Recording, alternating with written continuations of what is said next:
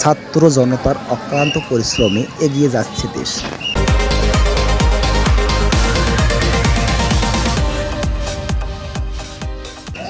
আপনারা জানেন, সারা বাংলাদেশে শিক্ষার্থীরা যেভাবে যানজট নিরসনে ট্রাফিকের দায়িত্ব পালন করতেছে তা আজ বিশ্বজুড়ে প্রশংসিত। কতটা দেশপ্রেম থাকলে দিনরাত রোদ বৃষ্টি উপেক্ষা করে নিরলসভাবে এ কাজ করা যায় তা আমাদের উপলব্ধি করতে হবে। এমন একটি দৃশ্য দেখতে পাচ্ছেন গাইবান্ধা জেলার সুন্দরগঞ্জ উপজেলার বাহিরগোলা মোড়ে।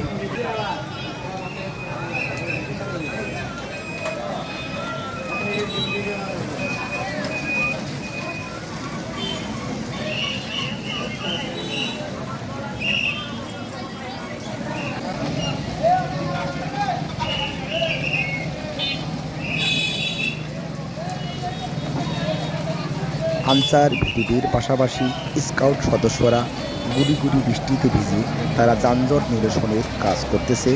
আমি মনে করি তাদের এই কাজে আমাদের সকলকে সহযোগিতা করা উচিত এবং তাদের পাশে থেকে মনোবল ও উৎসাহ বৃদ্ধি করা উচিত।